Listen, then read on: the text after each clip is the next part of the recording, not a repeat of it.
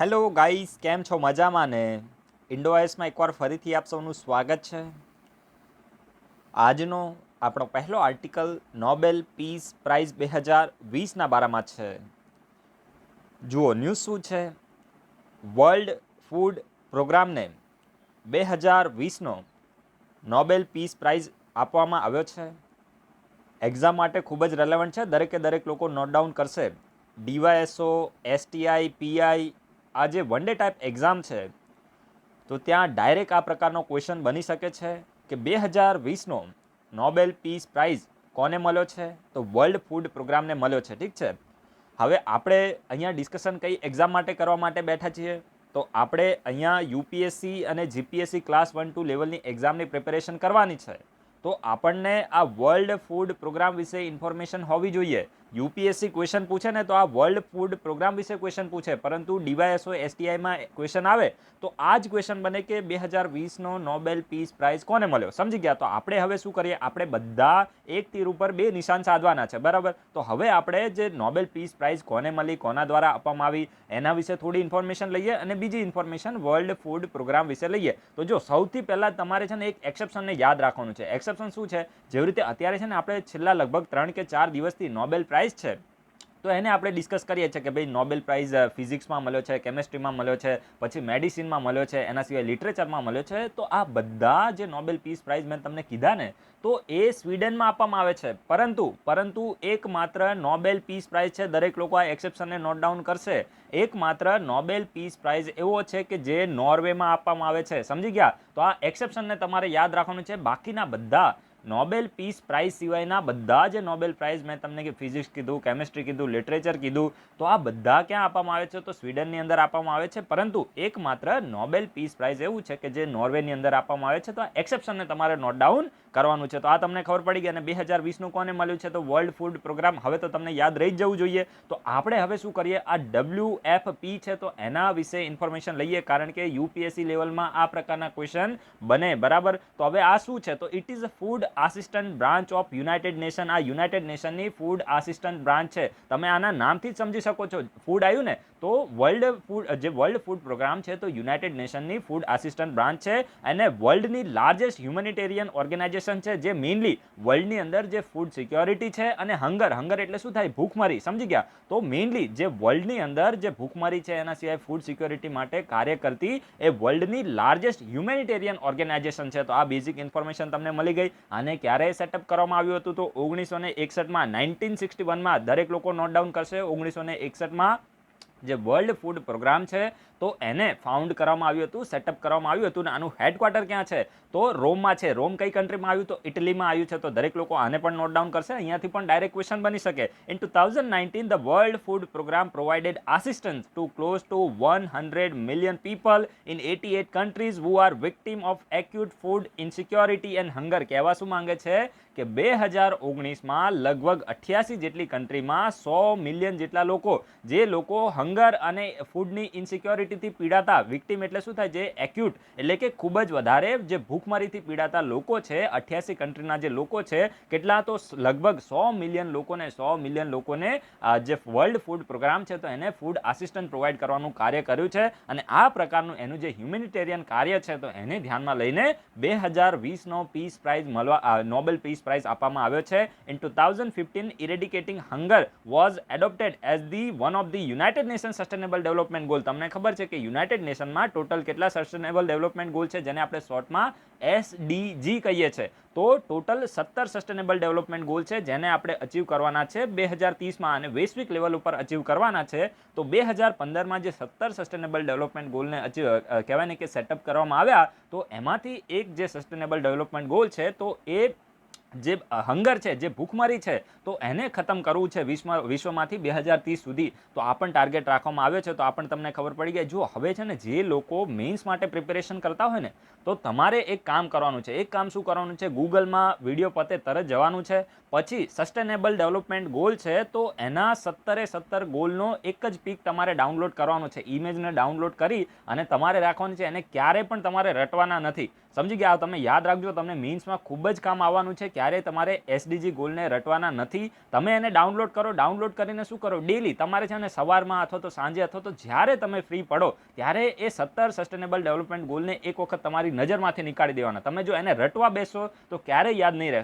સમજી ગયા? ડેલી તમારે એક વખત 17 એસડીજી ગોલ છે તો એને તમારે યાદ કરી લેવાના. પછી તમને ફાયદો શું થશે, તો જ્યારે તમારે જીપીએસસી યુપીએસસીની મીન્સ લખવાની આવશે, હવે જ્યારે હંગર વિશે લખવાનું આવે તો તમે ડાયરેક્ટ એસડીજી ગોલ છે તો એને કોટ કરી દો. માની લો કે તમારે પોવર્ટી વિશે લખવાનું આવે, વુમન ઇક્વાલિટી વિશે લખવાનું આવે, બરાબર છે. એના સિવાય લાઈફ બિલો વોટર છે, લાઈફ ઓન લેન્ડ છે, આ બધું જ્યારે લખવાનું આવે, ઇન્ટરનેશનલ કોઓપરેશનની વાત આવે તો ડાયરેક્ટ તમે એસડીજી ગોલને કોટ કરી દો કે ભાઈ આ જે એસડીજી ગોલ નંબર 17 છે તો એની અંદર આ વાત કરવામાં આવી છે, એસડીજી ગોલ નંબર 2 છે તો એની અંદર આ વાત કરવામાં આવી છે. તો આ વસ્તુ તમારે કરવાની છે, તમને મીન્સમાં 100% ફાયદો થશે, બરાબર.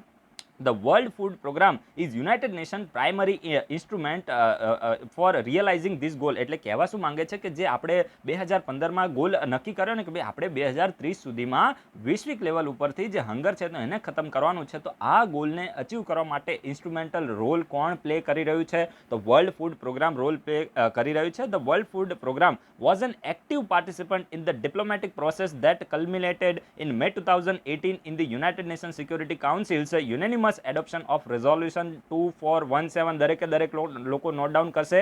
આ resolution 2417 સાની માટે છે તો આગળ હું વાંચું છું. which for the first time explicitly address the link between the conflict and hunger. એટલે કહેવા શું માંગે છે, જ્યારે 2018માં મે 2018માં જો કન્ટેમ્પરરી ઇવેન્ટમાં ક્વેશ્ચન આવી શકે છે યુપીએસસીમાં, સમજી ગયા? યુપીએસસી ડાયરેક્ટ ક્વેશ્ચન પૂછી લે કે ભાઈ રિઝોલ્યુશન 2417 અથવા તો જીપીએસસી પણ પૂછી લે કે ભાઈ આ રિઝોલ્યુશન 2417 ન્યૂઝમાં જોવા મળ્યું હતું તો આ કન્ટેમ્પરરી કરંટ અફેર્સમાં કહેવાય. કરંટ અફેર્સ કોને કહેવાય કે જે એક વર્ષમાં હોય. કન્ટેમ્પરરી કોને કહેવાય કે છેલ્લા 2 કે 3 વર્ષમાં જે કરંટ અફેર્સ ન્યૂઝમાં હોય તો એને આપણે કન્ટેમ્પરરી કહીએ છીએ. અને એ જ ઇન્ડો આઈએસની કહેવાય ને કે તમને ફાયદો છે કે હું તમને જ્યારે કરંટ અફેર્સ સાથે કન્ટેમ્પરરી અફેર્સને લિંક કરીને ક્વેશ્ચન પૂછું છું અને આજે પણ હું તમને બહુ સારા એવા ક્વેશ્ચન પૂછવાનો છું. તો આ રિઝોલ્યુશન 2417 ઉપર ક્વેશ્ચન આવી શકે છે. તો આ શાની માટે છે, તો યુનાઇટેડ નેશનની જે સિક્યોરિટી કાઉન્સિલ છે તો એની અંદર યુનાનિમસલી એટલે કે સર્વસંમતિથી, આ જે શબ્દ છે યુનાનિમસ, આનો મતલબ શું થાય, સર્વસંમતિથી જે રિઝોલ્યુશન છે 2417 તો એને એડોપ્ટ કરવામાં આવ્યું હતું. અને આને એડોપ્ટ કરવામાં જે ડિપ્લોમેટિક પ્રોસેસ હતી, બરાબર છે, તો એ ડિપ્લોમેટિક પ્રોસેસમાં વર્લ્ડ ફૂડ પ્રોગ્રામે ખૂબ જ સારો એવો પોતાનો રોલ છે તો એને નિભાવ્યો હતો. અને આ જે રિઝોલ્યુશન 2417 છે તો એ શાની માટે હતું, તો ખાસ કરીને જે પણ કોન્ફ્લિક્ટ થાય છે, અને કોન્ફ્લિક્ટ એટલે તમને ખબર હશે કે જે પણ માની લો કે બે કન્ટ્રી વચ્ચે વોર ચાલી રહી છે. અત્યારે જે નાગોર્નો કરબાખ રીજન છે તો એમાં અઝરબૈજાન અને જે અર્મેનિયા છે તો બંને વચ્ચે યુદ્ધ ચાલી રહ્યું છે. તો આ બંને કન્ટ્રીનું યુદ્ધ થાય પણ એની અંદર રહેતા જે એ એરિયાની અંદર જે રહેતા લોકો હોય તો એ લોકોને તો આ બધાનો સામનો કરવો પડે ને, બરાબર છે. ગરીબ લોકો, ઘણા બધા લોકો ત્યાંથી કહેવાય ને કે વિસ્થાપિત થઈ જાય છે, એ લોકો માઇગ્રેટ થઈને બીજી જગ્યાએ જવું પડે છે અને બીજી જગ્યાએ શરણાર્થ લેવો પડે છે, સમજી ગયા? તો આ લોકોની ખૂબ જ ખરાબ પરિસ્થિતિ થાય છે. અને આ જ વસ્તુને ખાસ કરીને રિઝોલ્યુશન 2417 છે તો આને જ એડ્રેસ કરે છે કે ભાઈ કોન્ફ્લિક્ટ થાય છે તો એની અને હંગર એટલે કે ભૂખમરીની લિંક શું છે, બરાબર? લોકો પોતાના ઘર બહાર છોડી દે છે, લોકોના નોકરી ધંધા બંધ થઈ જાય છે, લોકો પાસે કમાવાના પૈસા રહેતા નથી. અને જ્યારે પૈસા તમારી પાસે ના હોય તો હંમેશા તમને ઓબ્વિયસ છે કે ભાઈ ખાવાના પણ કહેવાય ને કે અમુક વખતે ફાંફા પડી જાય છે. તો આ વસ્તુ શું કહેવા માંગે છે, રિઝોલ્યુશન 2417 છે તો કોન્ફ્લિક્ટ અને જે હંગર છે તો બંને વચ્ચે લિંકને એસ્ટાબ્લિશ કરે છે, સમજી ગયા? અને આને 2018માં યુનાનિમસલી આને એડોપ્ટ કરવામાં આવ્યું હતું. અને આ તો મેં તમને પહેલાં પણ કીધું કે જે નોબેલ પીસ પ્રાઇઝ છે તો એ નોર્વેની અંદર આપવામાં આવે છે. એકમાત્ર પીસ પ્રાઇઝ છે, એકમાત્ર નોબેલ પ્રાઇઝ છે જે નોર્વેમાં આપવામાં આવે છે. અને બાકીના બધા જે નોબેલ પ્રાઇઝ છે તો સ્વીડનમાં આપવામાં આવે છે. તો તમે દરેક લોકોએ નોટ ડાઉન કર્યું હશે અને તમને મોજ આવતી હશે. મોજ આવે તો વિડીયોને લાઇક કરી દેવો. હવે જો એક વસ્તુ આની સાથે હું લિંક કરીને બહુ જ સારો ક્વેશ્ચન પૂછું છું. અત્યારે આપણે નોબેલ ડિસ્કસ કર્યું ને, બરાબર? તો જો હવે કરંટ અફેર્સ આવી રીતે લિંક થાય. 2019માં એક પ્રાઇઝ ન્યૂઝમાં હતો જેનું નામ છે એબલ પ્રાઇઝ, બરાબર છે? Able prize. તો આ વિડીયોના કમેન્ટ બોક્સમાં તમારે કહેવાનું છે કે એબલ પ્રાઇઝ એ કયા સબ્જેક્ટ માટે આપવામાં આવે છે, કઈ ફિલ્ડમાં સારું કાર્ય કરવા માટે એબલ પ્રાઇઝ આપવામાં આવે છે. 2019નો એબલ પ્રાઇઝ કોને આપવામાં આવ્યો હતો? જો એબલ પ્રાઇઝ છે ને એક પ્રકારે નોબેલ પ્રાઇઝ જેવું જ છે, પરંતુ નોબેલ પ્રાઇઝ નથી, કારણ કે એ પર્ટિક્યુલર ફિલ્ડ છે તો એની અંદર નોબેલ પ્રાઇઝ આપવામાં આવતું નથી. પરંતુ એબલ પ્રાઇઝ છે તો એ વ્યક્તિએ એ ફિલ્ડની અંદર એક્સેપ્શન સારું એવું કાર્ય કર્યું હોય, બરાબર છે, તો એ જે વ્યક્તિ છે તો એના એફર્ટ્સને રેકગ્નાઇઝ કરવા માટે આ પ્રાઇઝ આપવામાં આવે છે. નોબેલ પ્રાઇઝ નથી, પરંતુ નોબેલ પ્રાઇઝ જેવો જ પ્રાઇઝ છે, કારણ કે એ ફિલ્ડની અંદર નોબેલ પ્રાઇઝ આપવામાં આવતો નથી. તો દરેક લોકો એના વિશે સર્ચ કરો. આ રીતે ડાયરેક્ટ ક્વેશ્ચન લિંક થાય. અને 2019માં એ પ્રાઇઝ ન્યૂઝમાં રહ્યો હતો, બરાબર છે? તો દરેક લોકો તમારા તરફથી આટલો એફર્ટ્સ લગાવજો, તમને મજા આવશે, સમજી ગયા? એના પછી જે નેક્સ્ટ આર્ટિકલ છે તો એ તો ખૂબ જ સરસ આર્ટિકલ છે, ન્યૂ ડેવલપમેન્ટ બેંકના બારામાં છે. હવે આ જે ન્યૂ ડેવલપમેન્ટ બેંક છે ને તો એને ઇન્ડિયાની અંદર અમુક ઇન્ફ્રાસ્ટ્રક્ચર પ્રોજેક્ટ છે તો એમાં લગભગ 741 મિલિયન કે એવા કંઈક જે રૂપિયા છે તો એની લોન આપી છે. તો આ લખ્યું 741 મિલિયન ડોલર છે તો એની લોન આપી છે. તો ભાઈ લોન આપી તો આપણી માટે અહીંયાથી ક્વેશ્ચન ના આવે કે ભાઈ કેટલા ડોલરની લોન આપીને કેટલા મિલિયનની, આ બધી ફાલતુ વસ્તુ છે. આપણી માટે ઇમ્પોર્ટન્ટ શું છે, ન્યૂ ડેવલપમેન્ટ બેંક, બરાબર. આ બધું યાદ નહીં રાખવાનું. આ તો ખાલી હું તમને કહ્યું કે ભાઈ પર્ટિક્યુલર જે પણ ટોપિક આપણે ડિસ્કસ કરીએ છીએ તો એમરામ આપણે રેન્ડમલી ડિસ્કસ નથી કરતા, કંઈક તો એની પાછળનું બેકગ્રાઉન્ડ બતાવવું પડે ને. તો એટલા માટે ન્યૂ ડેવલપમેન્ટ બેંક ન્યૂઝમાં આવી છે. હવે જો 2015 અથવા તો 2016નું, મારા ખ્યાલથી 2015નું જ યુપીએસસીનું પેપર તમે જોજો, એમાં ન્યૂ ડેવલપમેન્ટ બેંક વિશે ડાયરેક્ટ યુપીએસસી ક્વેશ્ચન પૂછે છે. તો આજે આપણી ફરજમાં શું આવે છે કે આપણને ન્યૂ ડેવલપમેન્ટ બેંક વિશે ઇન્ફોર્મેશન હોવી જોઈએ ને. આમ તો મેં પહેલાં પણ આપણે જ્યારે 3 મહિનાથી વિડીયો ચાલે છે તો મેં તમને ઓલરેડી આ ડિસ્કસ કરાયેલું છે, પણ જે લોકો કદાચ નવા જોઈન થયા હોય તો એ લોકોને પણ સમજ આવી જાય અને જે જૂના મેમ્બર છે એ લોકોનું રિવિઝન થઈ જાય. તો આપણે આજે શું કરીએ, ન્યૂ ડેવલપમેન્ટ બેંક વિશે એક વખત ફરીથી આપણું રિવિઝન કરી લઈએ, જેથી કરીને તમને પણ હંમેશા માટે યાદ રહી જાય. તો જો ન્યૂ ડેવલપમેન્ટ બેંક છે ને તો આને બ્રિક્સ બેંક પણ કહેવામાં આવે છે. સમજી ગયા? ન્યૂ ડેવલપમેન્ટ બેંકને અહીંયા મેં લખ્યું નથી, દરેક લોકો આને નોટ ડાઉન કરશે. ન્યૂ ડેવલપમેન્ટ બેંક છે તો એને આપણે બ્રિક્સ બેંક પણ કહીએ છીએ. હવે બ્રિક્સ બેંક શા માટે કહીએ છીએ? કારણ કે જે બ્રિક્સ ગ્રુપ છે ને, BRICS, હવે આ જે બી છે ને તો બ્રાઝિલ માટે યુઝ થાય છે, આર છે તો રશિયા માટે, આઈ ઇન્ડિયા માટે, સી ચાઇના માટે અને એસ સાની માટે છે સાઉથ આફ્રિકા માટે. આ બ્રિક્સ ગ્રુપની સમિટ પણ થતી હોય છે, તમને બધાને ખબર હશે. સમજી ગયા? તો આ જે બ્રિક્સ ગ્રુપ છે તો આ 5 કન્ટ્રી દ્વારા આ જે ન્યૂ ડેવલપમેન્ટ બેંક છે તો એને સેટઅપ કરવામાં આવ્યું છે. તો આ તમને ખબર પડી ગઈ. The new development bank is a multilateral development bank. આ એક મલ્ટીલેટરલ ડેવલપમેન્ટ બેંક છે. એવું નથી કે ભાઈ આ જે ન્યૂ ડેવલપમેન્ટ બેંક છે તો એ ફક્ત ને ફક્ત આ 5 કન્ટ્રી છે તો એને જ એકબીજાને લોન આપે છે ને એકબીજાનું કહેવાય ને કે જલસા કરે છે, એવું નથી. જે પણ ઇમર્જિંગ હોય કન્ટ્રી, એના સિવાય ઇમર્જિંગ ઇકોનોમી હોય, એના સિવાય જે ડેવલપિંગ કન્ટ્રી છે તો આની અંદર સસ્ટેનેબલ ડેવલપમેન્ટ ગોલને અચીવ કરવા માટે માની લો કે કોઈ ઇન્ફ્રાસ્ટ્રક્ચર પ્રોજેક્ટ છે તો એની માટે જે ફાઇનાન્શિયલ રિસોર્સિસ છે તો એને મોબિલાઇઝ કરવાનું જે કાર્ય છે તો એ ન્યૂ ડેવલપમેન્ટ બેંક દ્વારા કરવામાં આવે છે. આ મલ્ટીલેટરલ ડેવલપમેન્ટ બેંક છે.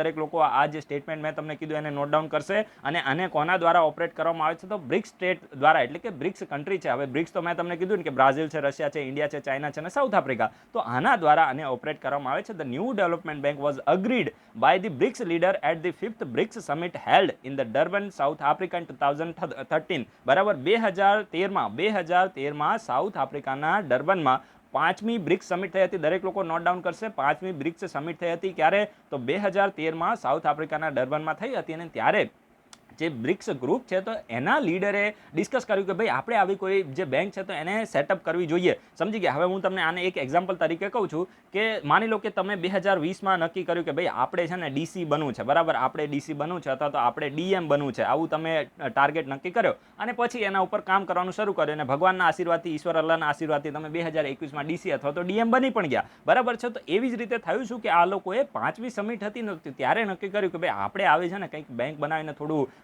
જલસા કરવા છે, બરાબર. આ લોકોએ આવું નક્કી કર્યું અને બેંક પછી ક્યારે એસ્ટાબ્લિશ થઈ? તો 2014માં એસ્ટાબ્લિશ થઈ ગઈ. તો દરેક લોકો આને નોટ ડાઉન કરવાનું છે કે જે બ્રિક્સ બેંક એસ્ટાબ્લિશ ક્યારે થઈ? તો 2014માં થઈ. કઈ સમિટમાં? તો 6ઠ્ઠી બ્રિક્સ સમિટ હતી. કઈ જગ્યાએ હેલ્ડ થઈ હતી? તો બ્રાઝિલના ફોર્ટાલેઝામાં. જો આ નોટ ડાઉન કરજો, અહીંયાથી એક ડિક્લેરેશન પણ આવે છે, ફોર્ટાલેઝા ડિક્લેરેશન.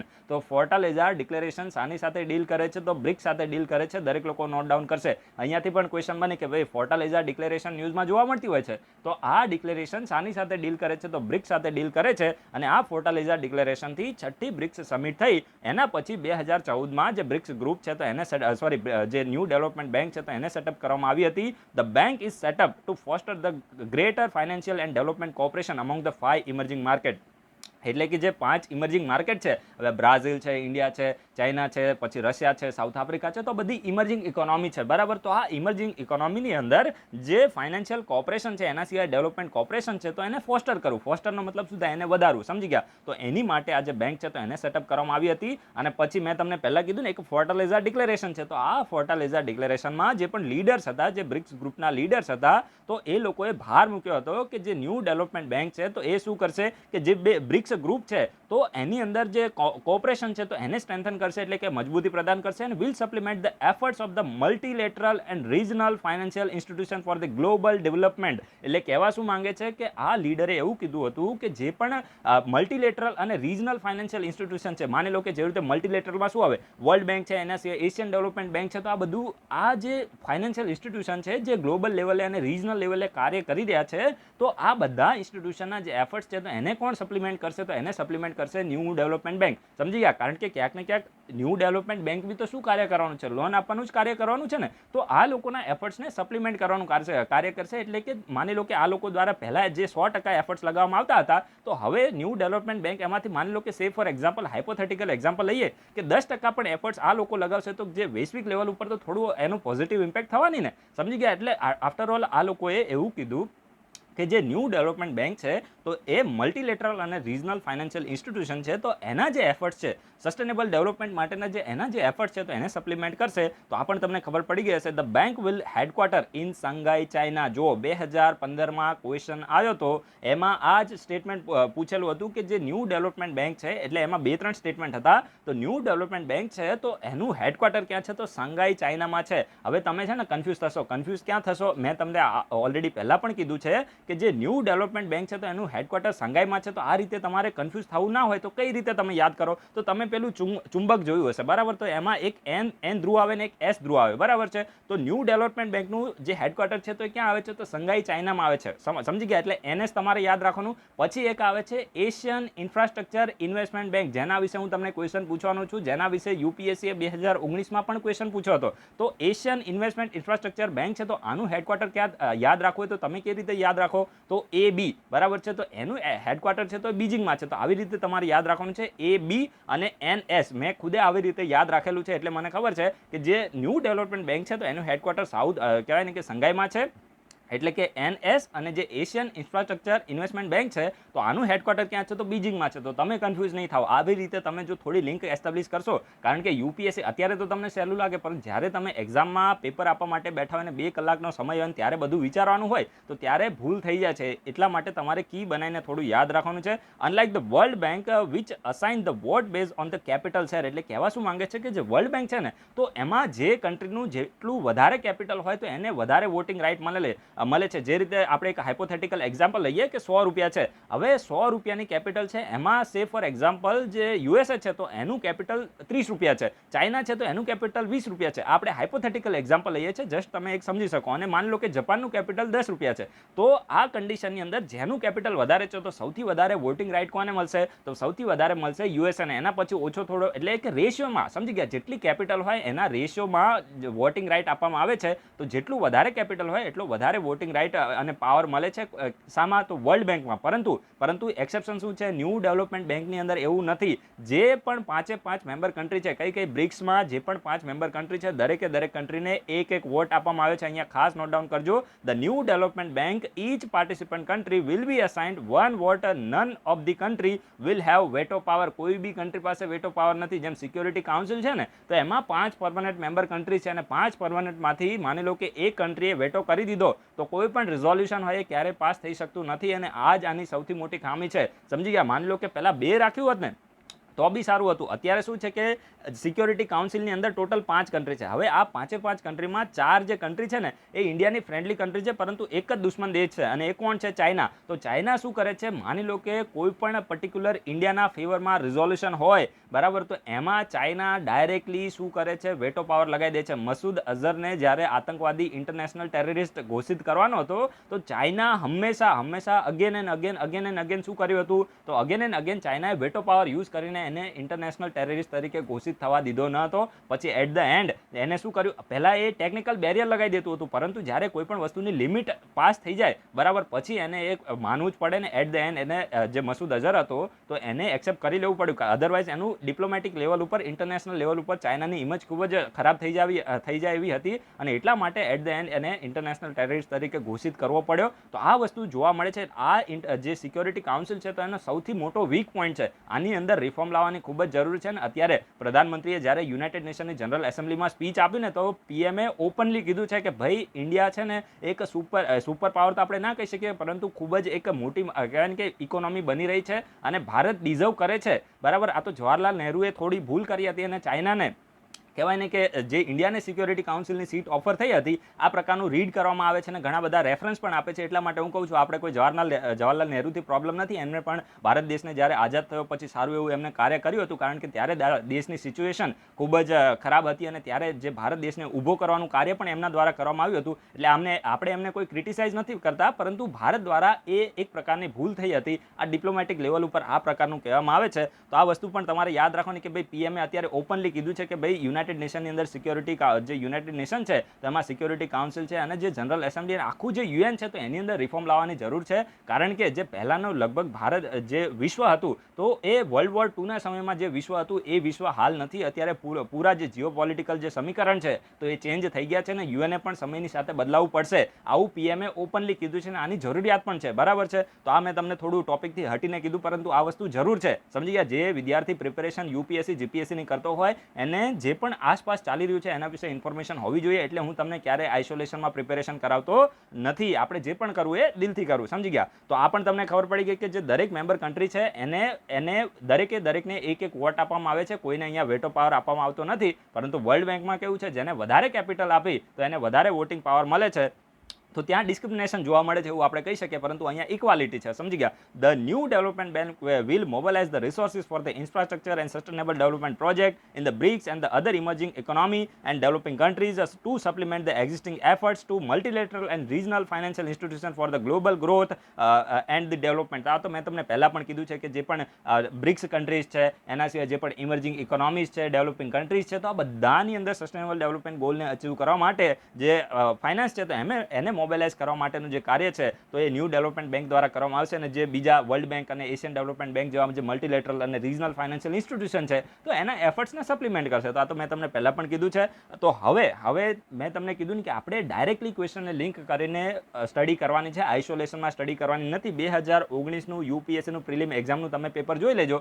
એમાં એશિયન ઇન્ફ્રાસ્ટ્રક્ચર ઇન્વેસ્ટમેન્ટ બેંક વિશે ક્વેશ્ચન પૂછવામાં આવ્યો છે. તો એક વખત ફરીથી હું તમારું રિવિઝન કરાવું છું. મારા ખ્યાલથી આ ક્વેશ્ચન મે બી પૂછેલો છે, મને યાદ નથી, પરંતુ એક વખત ફરીથી તમે દરેક લોકો રિવિઝન કરો કે આ એશિયન ઇન્ફ્રાસ્ટ્રક્ચર ઇન્વેસ્ટમેન્ટ બેંક છે તો આને ક્યારે સેટઅપ કરવામાં આવી હતી. બરાબર છે. બીજો ક્વેશ્ચનનો આન્સર એ આપવાનો છે કે આ બેંક મેં કીધું આનું હેડક્વાર્ટર તો મેં તમને ઓલરેડી કીધું છે, તેમ છતાં તમે નોટ્સમાં નોટ ડાઉન કરીને કમેન્ટમાં પણ લખી દેજો, કારણ કે મહેનત કરેલું તમને હંમેશા યાદ રહે છે. આ તમારે હંમેશા યાદ રાખવાનું કે જ્યારે પણ તમે એફર્ટ્સ લગાવે છે ને ક્યારેય વેસ્ટ જતા નથી. બીજું તમારે એ કહેવાનું છે આ બેંક મેં તમને કીધી તો એની અંદર સૌથી લાર્જેસ્ટ કેપિટલ કોનું છે, સૌથી વધારે લાર્જેસ્ટ કેપિટલ કોનું છે અને સેકન્ડ લાર્જેસ્ટ કેપિટલ કોનું છે AIIBમાં. સમજી ગયા. અને આનું મેઇનલી કાર્ય શું છે? કાર્ય તો બહુ સિમ્પલ છે, ફાલતુ ક્વેશ્ચન થયો, પરંતુ તમારે આ મેં 2-3 તમને ક્વેશ્ચનો કીધા કે એનું હેડક્વાર્ટર ક્યાં છે, ક્યારે સેટઅપ કરવામાં આવ્યું હતું, લાર્જેસ્ટ કેપિટલ કોનું છે, તો આટલું તમે કરી દેશો તો તમારો ક્વેશ્ચન ક્યારેય રોંગ થવાનો નથી. અને આની અંદર મેમ્બર કેટલા છે એ પણ તમે કહી દેશો તો વધારે સારું લાગશે. તો આટલું તમે લિંક થઈ ગયું. એના પછી જે નેક્સ્ટ આર્ટિકલ છે તો એ ટેલિવિઝન રેટિંગ પોઈન્ટ્સના બારામાં છે. તમે દરેક લોકોએ હંમેશા ટીઆરપી આ બધું સાંભળ્યું હશે કે ભાઈ આને ટીઆરપી વધી ગઈ ને પેલો કપિલ શર્મા તો એનું જ્યારે કોમેડી ચાલતું હોય તો ત્યારે ટીઆરપી બોલતો જ રહે છે. બરાબર, તો આપણને આજે યુપીએસસીના વિદ્યાર્થી તરીકે જો અત્યારે શું છે કે એકચ્યુઅલીમાં જે ન્યૂઝ ચેનલો છે તો એમાં ટીઆરપીમાં કંઈક ગોટાળો કર્યો છે. બરાબર, એમાં જે પેલે ફાલતુ ચેનલ છે ને રિપબ્લિક ભારત, બરાબર છે, અભણ લોકોની ચેનલ રિપબ્લિક ભારત જે છે તો આ ચેનલે અને એના સિવાય અમુક એક બે બીજી ફાલતુ ચેનલો છે તો આ લોકોએ ટીઆરપીમાં કંઈક ગોટાળો કર્યો છે ને એટલા માટે આ ટર્મ ન્યૂઝમાં જોવા મળી છે ટેલિવિઝન રેટિંગ પોઈન્ટ. તો આપણે એ લોકોએ શું ગોટાળો કર્યો ને આ ફાલતુ વસ્તુ યાદ રાખવાની જરૂર નથી. આપણને આ ખબર હોવી જોઈએ કે આ ટેલિવિઝન રેટિંગ પોઈન્ટ શું છે. ક્વેશ્ચન અહીંયાથી બને, ઇન્ટરવ્યુમાં તમને પૂછે કે ટીઆરપી ન્યૂઝમાં જોવા મળતું હોય છે ને આપણે એમબી ઇન જનરલ પણ જોવા મળતું હોય છે તો આના વિશે થોડી ઇન્ફોર્મેશન આપો તો ત્યારે તમારે કહી દેવાનું કે ભાઈ જે ટીઆરપી છે ને તો it represent how many people from which socio-economic categories watch which channel for how many time during a particular period. જો શું કહેવા માંગે છે કે પર્ટિક્યુલર પીરિયડમાં, હવે આ પર્ટિક્યુલર પીરિયડ છે ને તો 1 મિનિટ પણ હોઈ શકે, 1 કલાક પણ હોઈ શકે, 1 દિવસ પણ હોઈ શકે, 1 અઠવાડિયું પણ હોઈ શકે. તો આ પર્ટિક્યુલર પીરિયડની અંદર કોઈ પણ સોશિયો ઇકોનોમિક કેટેગરીના લોકો કેટલા સમય સુધી કઈ સોશિયો ઇકોનોમિક કેટેગરીના, બરાબર છે, એનો અને કેટલો સમય કઈ ચેનલને જોવે છે તો આ જ વસ્તુને શું રિપ્રેઝન્ટ કરે છે તો આ આ જ વસ્તુ જે ટેલિવિઝન રેટિંગ પોઈન્ટ છે તો એ રિપ્રેઝન્ટ કરે છે. એક વખત ફરીથી બોલું છું કે જે ટેલિવિઝન રેટિંગ પોઈન્ટ છે તો એ પર્ટિક્યુલર સમયમાં કેટલા લોકો કયા સોશિયો ઇકોનોમિક કેટેગરીમાં, એટલે કે જે સોશિયો ઇકોનોમી એટલે તમે સમજી શકો, માની લો કે આપણે સોશિયો ઇકોનોમિકમાં આપણે લઈ લઈએ કે અત્યારે માની લો કે જે જે અપર ક્લાસના લોકો છે, પછી મિડલ ક્લાસના લોકો છે, પછી લોઅર ક્લાસના લોકો છે, બરાબર છે, એના સિવાય તમે કેટેગરીમાં પણ એને ડિવાઈડ કરી શકો. તો કયા સોશિયો ઇકોનોમિક કેટેગરીમાંથી અને કઈ ચેનલને, માની લો કે તમે કપિલ શર્માની કોઈ સોની કે એવી કોઈ ચેનલ છે એ જોતા હોય, અથવા તો તમે આઈપીએલની મેચ જોતા હોય સ્ટાર સ્પોર્ટ ઉપર, બરાબર છે, તો અને અથવા તો તમે રાજ્યસભા ટેલિવિઝન જોતા હોય, તો કઈ ચેનલ જોવો છો અને કેટલા સમય સુધી જોવો છો, આ જ વસ્તુને કેટલા લોકો કઈ ચેનલ કયા સોશિયો ઇકોનોમિક કેટેગરીમાંથી અને કેટલો સમય જોવે છે પર્ટિક્યુલર ટાઈમમાં, બરાબર છે, તો એને જ આ ટેલિવિઝન રેટિંગ પોઈન્ટ છે તો એ રિપ્રેઝન્ટ કરે છે. This could be for an hour, a day or even a week for India follows the international standard for 1 minute. હવે શું કહેવા માંગે છે કે આ પર્ટિક્યુલર ટાઈમ છે ને તો એક દિવસ પણ હોઈ શકે, એક કલાક પણ હોઈ શકે, એક વીક પણ હોઈ શકે, પરંતુ ઇન્ડિયા છે તો એ ઇન્ટરનેશનલ સ્ટાન્ડર્ડ છે તો એને ફોલો કરે છે. એટલે કે ઇન્ડિયામાં જે ટીઆરપી છે તો એને પર 1 મિનિટ છે તો એને કાઉન્ટ કરવામાં આવે છે, બરાબર. The data is usually made public every week, એટલે કે દર અઠવાડિયે આ જે ટીઆરપીના ડેટા છે તો એને પબ્લિક ડોમેનમાં રાખવામાં આવે છે. For calculating the TRP BARC, હવે આ જે BARC છે ને એનું ફૂલ ફોર્મ જોઈ લો પહેલા, બ્રોડકાસ્ટ ઓડિયન્સ રિસર્ચ કાઉન્સિલ. દરેક લોકો નોટ ડાઉન કરશે, આના વિશે ઇન્ફોર્મેશન હું તમને આપવાનો છું. આ બ્રોડકાસ્ટ ઓડિયન્સ રિસર્ચ કાઉન્સિલ છે BARC, બરાબર. તો for calculating TRP television rating point છે તો એમાં જે બ્રોડકાસ્ટ રેટિંગ રિસર્ચ કાઉન્સિલ છે તો એને એક ખાસ કરીને એક મીટરને ઇન્સ્ટોલ કરેલું છે. જો આ ઇમ્પોર્ટન્ટ છે, અહીંયાથી ક્વેશ્ચન બની શકે છે. BARO મીટર, તો આ જે BARO મીટર છે તો આ BARO મીટરનો શાની માટે યુઝ કરવામાં આવે છે તો ટીઆરપીને કેલ્ક્યુલેટ કરવા માટે આનો યુઝ કરવામાં આવે છે. દરેક લોકો નોટ ડાઉન કરશે, અહીંયાથી ક્વેશ્ચન બનવાની સંભાવના વધારે છે. અને આ ટર્મ છે ને યસ્ટરડેનું તમે ધ હિન્દુનું પેપર જોઈ લેજો, આમાં તમને જોવા મળશે, બરાબર. તો BARO મીટર છે, BARO મીટર, તો એનો યુઝ કરવામાં આવે છે આ જે ટીઆરપી છે તો એને કેલ્ક્યુલેટ કરવા માટે. અને લગભગ 45,000 જે હાઉસહોલ્ડ છે એમ્પેનલ, એટલે કે એમ્પેનલ એટલે આપણે એને કહી શકીએ ને મંજૂર કરેલા, અથવા તો એની માટે પ્રોપર તમે ગુજરાતીમાં શબ્દ જોઈ લેજો, તો 45,000 જેટલા જે એમ્પેનલ હાઉસહોલ્ડ છે તો એની અંદર આ જે BARO મીટર છે તો એને ઇન્સ્ટોલ કરવામાં આવ્યું છે. કોના દ્વારા? તો BARC દ્વારા. શાની માટે? તો આ જ તમારે યાદ રાખવાનું છે, જે ટીઆરપી છે તો એને કેલ્ક્યુલેટ કરવા માટે આ જે BARO મીટર છે તો એનો યુઝ કરવામાં આવે છે. ધીઝ હાઉસહોલ્ડ એટલે આ 45,000 હાઉસહોલ્ડ છે ને R classified into 12 categories under the new consumer classification system. The television rating in turn influence the program produced for the viewer. એટલે કહેવા શું માંગે છે, જે પણ ટેલિવિઝન રેટિંગ પોઈન્ટ હોય, ટીઆરપી હોય, તો એ જે પ્રોગ્રામ છે તો એ વ્યુઅરનું શું એ પ્રોગ્રામ માટે રેટિંગ છે તો એ બતાવે છે. માની લો કે વધારે જે વ્યુઅર છે, વધારે લોકો પર્ટિક્યુલર પ્રોગ્રામને જોતા હોય, માની લો કે સે ફોર એક્ઝામ્પલ કપિલ શર્માનો શો આવે છે તો એને વધારે લોકો જોવે છે તો એનું ટીઆરપી વધારે હોય, સમજી ગયા. અને માની લો કે ઓછા લોકો જોવે છે પર્ટિક્યુલર પ્રોગ્રામ તો એનું ટીઆરપી ઓછું હોય. માની લો કે આજે પેલો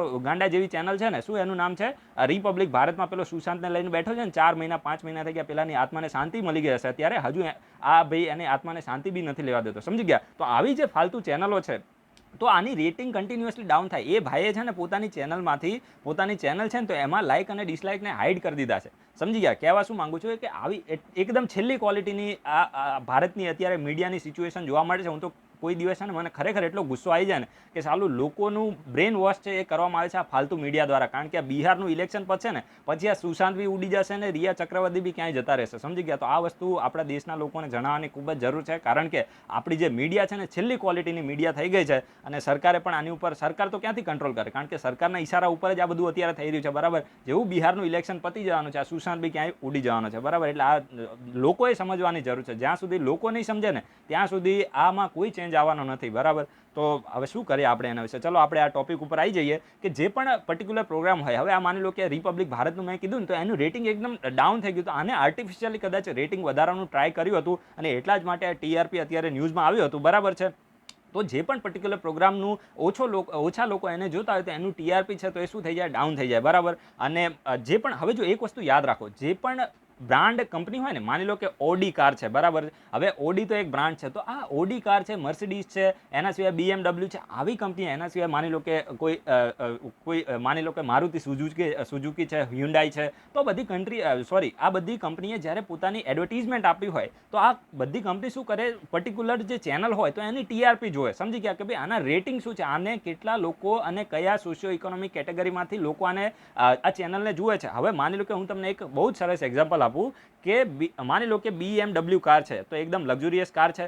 હવે આ BMW કારે માની લો કે એને પોતાની કારની એડવર્ટીઝમેન્ટ આપી છે, એટલે કે જાહેરાત આપી છે, તો શું તમને લાગે છે કે કોઈ દિવસ આ ચેનલ રિપબ્લિક ભારત ઉપર પોતાની એડવર્ટીઝમેન્ટ આપશે? ક્યારેય ના આપે, સમજી ગયા? કારણ કે આ ચેનલને અભણ લોકો જોતા હોય, સમજી ગયા? કારણ કે ઇન્ટેલેક્ચ્યુઅલ લોકો તો આવી ચેનલને જોવા માટે તૈયાર નથી. તો અને આવી કારને ખરીદે કોણ? સમજી ગયા? આવી કારને ખરીદે જે લોકો ઇન્ટેલેક્ચ્યુઅલ હોય, કારણ કે જ્યારે એ લોકો આટલા મોટા બિઝનેસમેન હોય, એમની પાસે આટલા પૈસા હોય, તો ત્યારે એવા લોકો જ અને એવા લોકો કઈ જગ્યાએ કેવી ચેનલો જોતા હોય જેમાંથી કંઈક શીખવાનું મળતું હોય, સમજી ગયા? તો એ લોકો BMW જેવી કારની કંપની છે તો આવી ચેનલ ઉપર કોઈ દિવસ એડવર્ટીઝમેન્ટ ના આપે, સમજી ગયા? તો જ્યારે મોટી મોટી કંપની હોય ને તો એ જોવે કે ભાઈ આપણે રિપબ્લિક ભારત ઉપર કહેવાય ને કે એડવર્ટીઝમેન્ટ આપશું તો અહીંયાથી એક માણસ બી આ ચેનલને જોતો નથી, ઇન્ટેલેક્ચ્યુઅલ લોકોને એક માણસ બી આપણી કારને ખરીદશે નહીં. તો આ શું કરશે? આ કોઈ ઇન્ટેલેક્ચ્યુઅલ, માની લો કે કોઈ શેર માર્કેટની ચેનલ હોય, બરાબર છે? જેવી રીતે તમે જોયું હશે કે શેર માર્કેટની અંદર અપ્સ એન્ડ ડાઉન થતા હોય, બધા વિશે ઇન્ફોર્મેશન કોઈ ચેનલ આપતી હોય, તો જે પણ ઇન્ટેલેક્ચ્યુઅલ લોકો હોય તો એ, અને જે એમાં પણ ખાસ કરીને જે વધારે રીચ ક્લાસના લોકો છે તો આ શેર માર્કેટમાં એમાં બિઝી હોય, તો આવી ચેનલ ઉપર પોતાની એડવર્ટીઝમેન્ટ આપે, જેથી કરીને જે કન્ઝ્યુમરનું માર્કેટ છે તો એને કેપ્ચર કરી શકે કે ભાઈ અમારા કન્ઝ્યુમર અમને ક્યાં મળશે, તો આ ચેનલ ઉપર મળશે, તો એ પોતાની ચેનલ એ જગ્યાએ આપે, સમજી ગયા? તો આ જ વસ્તુ તમારે સમજવાની છે. જેમ અત્યારે IPL આવે છે ને, તો IPLમાં અત્યારે ડ્રીમ 11 એક પ્રકારનો સટ્ટો છે, બરાબર? ડ્રીમ 11 એક પ્રકારનો ઓનલાઈન સટ્ટો છે. તો ડ્રીમ 11 શું કરે છે? સ્ટાર સ્પોર્ટ્સ ઉપર દરેક એક ઓવર પતે ને તરત પોતાની એડવર્ટીઝમેન્ટ આપે છે, કારણ કે એને ખબર છે કે ભાઈ મારે જે માર્કેટ જોઈએ છે એ મને અત્યારે અહીંયાથી જ મળવાની છે. એ ક્યારે બીજી, તમને માની લો કે રિપબ્લિક ભારત ઉપર કોઈ દિવસ પોતાની એડવર્ટીઝમેન્ટ ના આપે, સમજી ગયા? કારણ કે એને ખબર છે કે ભાઈ જે લોકો મેચ જોતા હશે એ આ પ્રકારનો કદાચ સટ્ટો કરી શકે. બધા એવા ના હોય, અમુક એવા હોય પણ ખરા કે જે લોકોને થોડું રિસ્ક લેવું ગમતું હોય, પણ ના લેવું જોઈએ એવું મારું પર્સનલી માનવું છે, કારણ કે જીવનને બરબાદ કરી નાખે, બરાબર? તો એ ક્યાં શું કરે કે જે લોકો મેચ જોતા હોય તો ત્યાં પોતાની ડ્રીમ 11ની એડ આપે છે, અને અત્યારે એના ઉપર તો ધ હિન્દુમાં કેટલી પણ બોલ બાય બોલ કમેન્ટ્રી પણ થાય છે, કારણ કે એક પ્રકારનું ખરાબ છે ને, ભારતની અંદર આને રેગ્યુલેટ કરવા માટે એટલા બધા સરકારે સ્ટેપ પણ લીધા નથી. તો આપણે, મેં તમને કીધું ને, ઇન શોર્ટ હું તમને એવું કહેવા માંગુ છું કે જે પણ કંપનીની રેટિંગ વધારે હોય, TRP વધારે હોય ચેનલની, તો ત્યાં વધારે કંપની એડવર્ટીઝમેન્ટ માટે આવે છે, અને જેની રેટિંગ ડાઉન થાય તો ત્યાં એડવર્ટીઝમેન્ટ આવતી નથી, તો ચેનલને પણ TRPથી ઘણો બધો ફાયદો થાય છે. તો આ બેઝિક ઇન્ફોર્મેશન તમને મળી ગઈ. હવે આ જે BARC ન્યૂઝમાં હતું તો એના વિશે પણ ઇન્ફોર્મેશન તમને આપી દઉં, જેનું ફૂલ ફોર્મ થાય છે બ્રોડકાસ્ટ ઓડિયન્સ રિસર્ચ કાઉન્સિલ. શું થાય છે? બ્રોડકાસ્ટ ઓડિયન્સ રિસર્ચ કાઉન્સિલ આનું ફૂલ ફોર્મ થાય છે. આ એક પ્રકારની ઇન્ડસ્ટ્રીની બોડી છે. આ ઇન્ડસ્ટ્રીની બોડી છે, આ યાદ રાખવાનું છે, ગવર્મેન્ટની બોડી નથી. કોની છે? ઇન્ડસ્ટ્રીની બોડી છે, જેને જોઈન્ટલી ઓન કરવામાં આવે છે એડવર્ટાઇઝર, જે લોકો એડવર્ટાઇઝર હોય, જે પણ એડ એજન્સી હોય, એના સિવાય બ્રોડકાસ્ટિંગ કંપનીઝ હોય, તો આ બધા દ્વારા સાથે જોઈન્ટલી આને ઓન કરવામાં આવે છે. અને આને રિપ્રેઝન્ટ કોણ કરે છે? આને રિપ્રેઝન્ટ કરે છે ઇન્ડિયન સોસાયટી ફોર એડવર્ટાઇઝર, એના સિવાય ઇન્ડિયન બ્રોડકાસ્ટિંગ ફાઉન્ડેશન અને advertising agency association of India. તો આ બધા દ્વારા સાથે મળીને આને રિપ્રેઝન્ટ કરવામાં આવે છે. ઇન શોર્ટ તમારે એટલું જ યાદ રાખવાનું છે કે આ એક ઇન્ડસ્ટ્રીની બોડી છે, સમજી ગયા? એના પછી જે નેક્સ્ટ સ્ટેટમેન્ટ છે, દાવ ઇટ વોઝ ક્રિએટેડ ઇન 2010. હવે જો આને 2010માં આને ક્રિએટ તો કરવામાં આવ્યું હતું, પરંતુ ઇન્ફોર્મેશન અને બ્રોડકાસ્ટિંગ મિનિસ્ટ્રી છે તો એને ખાસ કરીને જે ટેલિવિઝન રેટિંગ એજન્સી છે ઇન્ડિયાની અંદર, તો એની માટે જે પોલિસી ગાઈડલાઇન છે તો એને 2014માં નોટિફાય કરી હતી. જો આ સેટઅપ 2010માં થયું, પરંતુ જે આપણી ઇન્ફોર્મેશન અને બ્રોડકાસ્ટિંગ મિનિસ્ટ્રી હતી તો એને 2014માં જે ટેલિવિઝન રેટિંગ એજન્સી છે તો એની માટેની ગાઈડલાઇનની પોલિસી છે તો એને 2014માં નોટિફાય કરી, અને એના પછી આ જે BARC છે બ્રોડકાસ્ટ ઓડિયન્સ રિસર્ચ કાઉન્સિલ, તો એને 2015ની અંદર એને શું કરવામાં આવ્યું? રજીસ્ટર કરવામાં આવ્યું. તો આ બેઝિક ઇન્ફોર્મેશન તમારે નોટ ડાઉન કરવાની છે. મેં એકદમ ડિટેલમાં તમને સમજાવવાની કોશિશ કરી છે, અને જે પણ એક્ઝામ્પલ પણ આપવા પડે તો એક્ઝામ્પલ પણ મેં આપે છે, જેથી કરીને તમને હંમેશા માટે એ ફિટ થઈ જાય, કારણ કે ગોખેલું ક્યારે યાદ રહેતું નથી, માહોલ બનાવીને સમજેલું હંમેશા યાદ રહે છે. તો આની સાથે જો આ રેટિંગ આવ્યું ને, તો આ રેટિંગ સાથે હું લિંક કરીને હવે જો કેટલો સરસ તમને ક્વેશ્ચન પૂછું છું, અને એન્વાયરમેન્ટમાં પણ તમને ફાયદો થશે, અને મેઇન્સમાં પણ તમને કામમાં આવશે. તમારે આ વિડીયોની અંદર, આ વિડીયોના કમેન્ટ બોક્સમાં તમારે કહેવાનું છે કે ગ્રીહા રેટિંગ શાની માટે હોય છે? આ ગ્રીહા છે ને, ગ્રીહા એટલે ઘર માટે છે, એકદમ સિમ્પલ છે, દરેક લોકો પણ સમજી શકે છે, પરંતુ આનો મેઇન પર્પઝ શું છે આ તમારે કહેવાનું છે, બરાબર? બીજી વસ્તુ એ છે કે આ ગ્રીહા રેટિંગ છે તો એને કોના દ્વારા ડેવલપ કરવામાં આવ્યું છે? આ જે કોના દ્વારા ડેવલપ કરવામાં આવ્યું ને, અહીંયાથી ડાયરેક્ટ ક્વેશ્ચન બનશે. તો દરેક લોકો આ વિડીયોના કમેન્ટ બોક્સમાં આન્સર આપો, એક્ઝામ માટે ખૂબ જ રેલેવન્ટ છે. અને જો તમારે દરેકે દરેક વસ્તુ નોટ ડાઉન ના કરવી, મતલબ કમેન્ટ બોક્સમાં ના લખવી હોય, તો તમારી નોટ્સમાં પણ સારા એવા પોઈન્ટ મીન્સ માટે પણ લખી દેજો, કારણ કે કામમાં તમને 100% આવવાનું છે. અને આ કન્ટેમ્પરરી અને કરંટમાં પણ રહેતું હોય છે, તો તમને ખબર હોવી જોઈએ કે આ ગ્રીહા રેટિંગ શાને માટે છે. ગ્રીહા છે ને તો એક સંસ્કૃત વર્ડ છે, બરાબર? એનું મતલબ શું થાય, એડોબ, સમજી ગયા, એટલે કે જે અબોડ આપણે એટલે મતલબ જે રહેવાનું હોય ને, રહેઠાણ આપણે હોય ને, તો એને આપણે શું કહીએ છીએ, ગૃહા કહીએ છીએ, સમજી ગયા. એક સંસ્કૃત વર્ડ છે, તો આ રીતે તમારે થોડું યાદ રાખવાનું છે. અને આના વિશે થોડી ઇન્ફોર્મેશન સર્ચ કરીને કોના દ્વારા ડેવલપ કરવામાં આવી એ તો તમે ખાસ કહેજો, અને શાની માટે છે એ તમે નોટ ડાઉન કરી દેજો. એના પછી જે નેક્સ્ટ આર્ટિકલ છે તો તે એરફોર્સ ડેના બારામાં છે. જો રિસન્ટલી 88મો જે એરફોર્સ ડે છે તો એને 8 ઓક્ટોબરના દિવસે સેલિબ્રેટ કરવામાં આવ્યો છે આપણી ઇન્ડિયન એરફોર્સ દ્વારા, બરાબર. તો જો આજે 8 ઓક્ટોબરનો દિવસ કેમ ઇન્ડિયન એરફોર્સ ડે તરીકે સેલિબ્રેટ કરવામાં આવે છે, તો 1932માં આ જ દિવસે ઇન્ડિયન એરફોર્સ છે તો ઓફિશિયલી એને શરૂ કરવામાં આવી હતી. દરેક લોકો નોટ ડાઉન કરશે ક્યારે 1932માં ભારત દેશ આઝાદ થયો, એની પહેલાંની વાત છે. 1932માં 8 ઓક્ટોબરના દિવસે તે ઇન્ડિયન એરફોર્સ છે તો એને ઓફિશિયલી શરૂ કરવામાં આવી હતી. પરંતુ ત્યારે જે ઇન્ડિયન એરફોર્સ હતી તો એનું કાર્ય શું હતું, એ જે રોયલ એરફોર્સ હતી, તમને ખબર છે કે ત્યારે તો ભારત દેશ આઝાદ નહોતો, ઇન્ડિયા કોલોની હતું કોનું, બ્રિટનનું. તો ત્યારે બ્રિટનની જે રોયલ એરફોર્સ હતી યુનાઇટેડ કિંગડમની, તો એને શું કરતું હતું, ઇન્ડિયન એરફોર્સ સપોર્ટ કરતું હતું. અને આની જે સ્ક્વોડ્રન છે, સ્ક્વોડ્રન એટલે શું થાય, પહેલી લશ્કરી ટુકડી. આ જે સ્ક્વોડ્રન છે ને તો આનો મતલબ થાય લશ્કરી ટુકડી, બરાબર, આવું કંઈક એને આપણે કહીએ. તો પહેલી આની જે સ્ક્વોડ્રન છે તો ક્યારે સેટઅપ થઈ હતી, તો એપ્રિલ 1933માં થઈ હતી. આ ફાલતુ વસ્તુ છે, આ તમારે યાદ રાખવાની જરૂર નથી, જસ્ટ એટલું જ તમે યાદ રાખજો.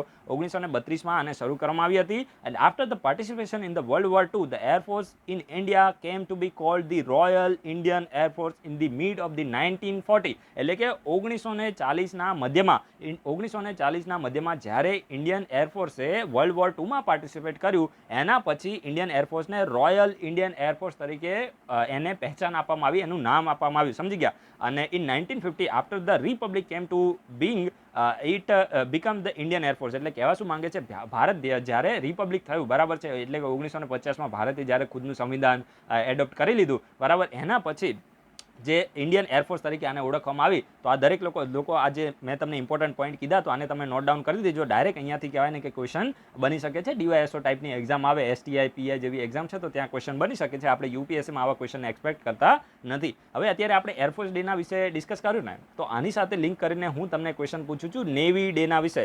સમજી ગયા, ડાયરેક્ટ ક્વેશ્ચન લિંક થાય, જેટલા ક્વેશ્ચન લિંક કરવા આની સાથે લિંક થઈ જાય તો તમારે આ વિડીયોના કમેન્ટ બોક્સમાં કહેવાનું છે કે નેવી ડે છે તો એ નેવી ડેને કયા દિવસે સેલિબ્રેટ કરવામાં આવે છે, ને એ દિવસ છે તો એને કયા ઓપરેશનને કોમેમોરેટ કરવા માટે, પાકિસ્તાનના આપણે ધજિયા ઉડાવી દીધા હતા, સમજી ગયા, તો એ દિવસને કોમેમોરેટ કરવા માટે નેવી ડેને સેલિબ્રેટ કરવામાં આવે છે. એમાં એક ઓપરેશન ચલાવવામાં આવ્યું હતું, તો એ ઓપરેશનનું નામ તમારે કહેવાનું છે, બરાબર. પાકિસ્તાનનું જે પેલું કરાચી પોર્ટ હતું ને એને આપણે ધજિયા ઉડાવી દીધા હતા, અને પછી પાકિસ્તાનની એ જે યુદ્ધ છે તો એમાં હાર થઈ ગઈ હતી. એટલે હું શું કહેવા માંગુ છું તમે સમજી ગયા હશો, તો તમે એના વિશે સર્ચ કરો એવું હું ચાહું છું, એટલે વધારે તમને ઇન્ફોર્મેશન નથી આપતો. તે ઓપરેશનનું નામ તમારે લખવાનું છે કે ભાઈ આ ઓપરેશનની હિસાબે આપણે જે નેવી ડે છે તો એને કંડક્ટ કરીએ છીએ, અને ઓપરેશન શાની માટે હતું એ પણ તમે સર્ચ કરીને થોડી ઇન્ફોર્મેશન આપો તો તમને પણ મજા આવશે, સમજી ગયા. તો આટલા મેં તમને સારા એવા ક્વેશ્ચનો પૂછી લીધા છે, અને હવે કોઈ આપણે વધારે ક્વેશ્ચન પૂછવાના રહેતા નથી, કારણ કે 6 અને 4 10 એટલે આજે તમે 10 નવા ટોપિકને શીખી જશો, અને આ ખૂબ જ પોઝિટિવ વસ્તુ છે. યાદ રાખજો, 10 ટોપિક એક દિવસના શીખવાને આ ખૂબ જ પોઝિટિવ વસ્તુ છે, અને આ તમે ક્વોલિટી ટોપિક શીખો છો. એવું નથી કે આપણે જેમ આમ રેન્ડમલી કોઈ પણ વસ્તુને ઉઠાઈને એને ડિસ્કસ કરી લે, ના ભાઈ. ક્વેશ્ચન જે એક્ઝામમાં આવે ને એ જ વસ્તુ કરવાની, કારણ કે આપણને મફતનું ભાષણ આપવું ગમતું નથી. મફત ઇન ધ સેન્સ કે કામ વગરનું, સમજી ગયા, કોઈ પૈસાની અહીંયા વાત નથી. અને એના પછી જે નેક્સ્ટ આર્ટિકલ છે તો આ એક્ઝામ માટે એટલો રેલેવન્ટ નથી, પરંતુ અહીંયા છે ને જે પોલિટિકલ પાર્ટીનું જે રજિસ્ટ્રેશન થાય ને એની માટે એક સેક્શન ઇમ્પોર્ટન્ટ છે, સમજી ગયા. એ મારે તમને કહું છે, એટલા માટે મેં આને સિલેક્ટ કર્યું છે. તો જો અત્યારે જે ઇલેક્શન કમિશન ઓફ ઇન્ડિયા છે ને, હવે ઇલેક્શન કમિશન ઓફ ઇન્ડિયા એક કોન્સ્ટિટ્યુશનલ બોડી છે, આર્ટિકલ 324 છે, તમને બધાને ખબર જ હશે આના વિશે. તો ઇલેક્શન કમિશન ઓફ ઇન્ડિયાએ શું કર્યું છે કે જે પોલિટિકલ પાર્ટી હોય તો એના રજિસ્ટ્રેશન માટેનો જે નોટિસ ટાઈમ પીરિયડ છે તો એને ઇઝ કર્યો છે 30 દિવસમાંથી 7 દિવસને આ બધું કરવામાં આવ્યું. આપણી માટે રેલેવન્ટ નથી, પરંતુ આ છે ને આ બે સ્ટેટમેન્ટ અહીંયા રાખ્યા છે, તમારી માટે ઇમ્પોર્ટન્ટ છે. દરેક લોકો આને નોટ ડાઉન કરશે. The registration of the political party is governed by the provision of the section 29A of the Representation of the People Act 1951. જો RPA એક્ટ છે ને બે છે, એક 1950માં છે અને એક 1951માં છે. તો ખાસ કરીને જે representation of the people act 1951 છે તો એના સેક્શન 29A, દરેક લોકો આ સેક્શનને નોટ ડાઉન કરશે. સેક્શન 29A ના તહેત જે registration of the political party છે, એટલે કે જે પણ પોલિટિકલ પાર્ટી બનાવવાની હોય, માની લો કે બેરોજગાર પોલિટિકલ યુનિયન આવું આપણે બનાવવું છે, સમજી ગયા, તો આવી પોલિટિકલ પાર્ટી બનાવી છે તો એની માટે જે રજિસ્ટ્રેશન કરવા માટેનો સેક્શન કયો છે તો સેક્શન 29A છે, સમજી ગયા. Section 29A of the representation of the people act 1951 છે, તો એના તહેત જે પોલિટિકલ પાર્ટીઝ છે તો એનું રજિસ્ટ્રેશન કરવામાં આવે છે. Party seeking registration under the said section with the Election Commission of India has to submit an application to the commission within the period of 30 days following the date of its formation as per the guideline prescribed by it in exercise of the power conferred by the Article 324 of the Indian Constitution. એટલે કહેવા શું માંગે છે કે Indian કોન્સ્ટિટ્યુશને article 324 ના તહેત election commission of ઇન્ડિયાને જે પણ power આપ્યો છે તો એના તહેત ઇલેક્શન કમિશન ઓફ ઇન્ડિયા દ્વારા પાર્ટીના રજિસ્ટ્રેશન માટે જે પણ ગાઈડલાઇન પ્રિસ્ક્રાઇબ કરવામાં આવી છે તો જે પણ પોલિટિકલ પાર્ટીનું ફોર્મેશન થાય તો એ ફોર્મેશનના ડેટથી 30 દિવસમાં દરેક લોકો નોટ ડાઉન કરશે. એ ફોર્મેશનના ડેટથી 30 દિવસમાં એ પોલિટિકલ પાર્ટીએ પોતાનું જે એપ્લિકેશન છે તો એને કોને સબમિટ કરવી પડે છે તો એ એપ્લિકેશનને સબમિટ કરવી પડે છે ઇલેક્શન કમિશન ઓફ ઇન્ડિયાને. તો આ બધું તમારે યાદ રાખવાનું જરૂર નથી, અહીંયાથી કોઈ ક્વેશ્ચન ના બને. ક્વેશ્ચન આ તમારે યાદ રાખવાનું છે કે કયા સેક્શનથી રજિસ્ટ્રેશન ઓફ પોલિટિકલ પાર્ટી છે તો એને ગવર્ન કરવામાં આવે છે. બસ આ તમે નોટ ડાઉન કરજો. એના પછી જે નેક્સ્ટ આર્ટિકલ છે તો તે ગોવાના બારમાં છે. હવે જો પ્રધાનમંત્રીનું પેલી એક હર ઘર જલ એવું કંઈક એમનું ટાર્ગેટ હતો, બરાબર છે. તો ગોવા દરેક લોકો નોટ ડાઉન કરશે, ઇન્ડિયાનું પહેલું એવું સ્ટેટ બની ગયું છે જેમાં દરેકે દરેક જે રૂરલ હાઉસ હોલ્ડ છે તો એના ઘરમાં પાઇપથી વોટર પહોંચી ગયું છે. ક્વેશ્ચન ડાયરેક્ટ બનશે, યાદ રાખજો. ડીવાયએસઓ, એસટીઆઈ, પીઆઈ આવી એક્ઝામમાં ડાયરેક્ટ ક્વેશ્ચન બને કે ઇન્ડિયાનું કયું સ્ટેટ એવું પહેલું સ્ટેટ બન્યું છે જેને પોતાના સ્ટેટની અંદર દરેકે દરેક રૂરલ હાઉસ હોલ્ડ છે તો એના ઘરની અંદર નળથી, ટેપ હોય ને, ટેપ એટલે શું થાય, નળ, તો એનાથી પાણી પહોંચાડી દીધું છે. તો એનું સાચો જવાબ આવે છે ગોવા. સમજી ગયા? તો આજ મારે તમને કહેવાનું હતું, બાકી એક્ઝામ માટે એટલું રેલેવન્ટ નથી. Goa has become the first Har Ghar Jal state in the country by providing the tap water connection to the every rural household. The state has provided tap water connection to over 2,30,000 household. Rural household 2,30,000 જેટલા rural household છે તો એને પાઇપથી water પહોંચાડી દીધું છે. તો આ પણ તમારે યાદ રાખવાનું, ગોવા ઇન્ડિયાનું પહેલું સ્ટેટ બની ગયું છે.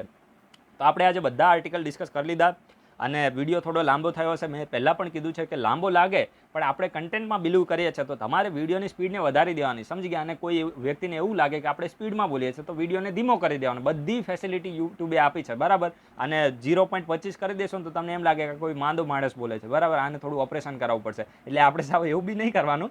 તમે એવું વધારે સ્પીડ લાગે તો 0.75 કરી શકો, બરાબર. અને એનાથી તમને વધારે સ્પીડ કરવી હોય, બરાબર, કે ભાઈ ધીમે ધીમે બોલે છે અને મારો ટાઈમ થોડો જાય છે તો તમે 1.75 કરી દો, 1.5 કરી દો, 2 કરી દો, જે રીતે તમને ફાવે એ રીતે કરો. પરંતુ ફાલતુની કમેન્ટ નહીં કરવાની. અમુક લોકો કમેન્ટ કરતા હોય ભાષણો વધારે પડતું આપતા હોય ને, એ નહીં કરવાનું. ખાલી તમારે ક્વેશ્ચનના આન્સર આપવાના, બરાબર. મને બીજું કોઈ છે ને ગુડ મોર્નિંગ ના બધાની કંઈ જરૂર નથી.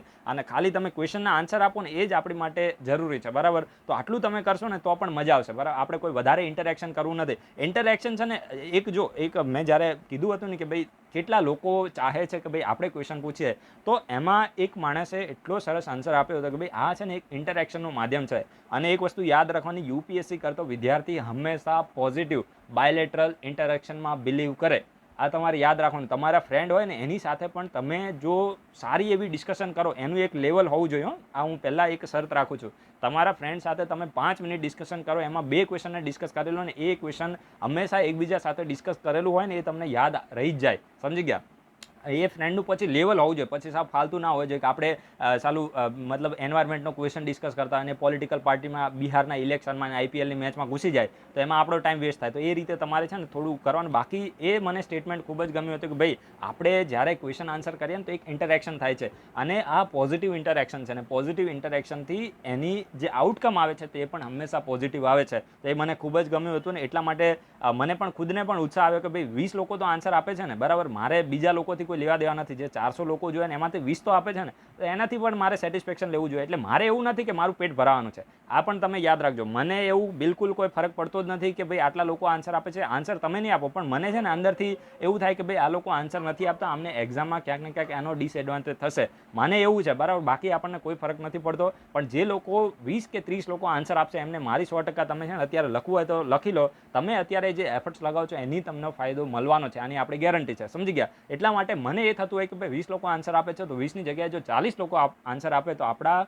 ગ્રુપમાંથી 40 લોકોનો જે નેમ છે અથવા તો એમનો નંબર છે તો રિઝલ્ટની પીડીએફમાં જોવા મળે. તો આપણો ટાર્ગેટ એ છે, આપણું ક્યાંય પેટ ભરાવાનું નથી. આ આપણી માટે જસ્ટ અને જસ્ટ ખાલી પેશન છે. It is not my profession, બરાબર. તો મારે ખાલી એ જ છે કે ભાઈ જેટલા લોકો વધારે ને વધારે સક્સેસફુલ થાય તો એ જ આપણને આનંદ મળે. જિંદગીમાં આનંદ મળો ને આ જ મોટી વસ્તુ છે. આનાથી વધારે કશું હોતું નથી. તો આપણે આજે ડિસ્કશનને હવે થોડી કોન્ક્લુડ કરીએ. અને આજે તો આપણે નવરા હતા એટલે આપણે શાંતિથી થોડું બોલ્યા છે. આ તમે થોડું નોટ કર્યો છે કે હું જ્યારે ફ્રી થઈ જાઉં ને એટલે આપણે શાંતિથી જ બોલ્યા છે, પરંતુ જ્યારે લેટ થતું હોય તો પછી સ્પીડમાં બોલવું પણ પડે છે. તો એ રીતે આપણે થોડું મેનેજ તો કરવું જ પડે. જ્યારે તમે ફ્લેક્સિબલ ના રહો ને, થોડું આમ રિજિડ જેવું તમારું નેચર રાખો ને તો પતી ગયું, સમજી ગયા.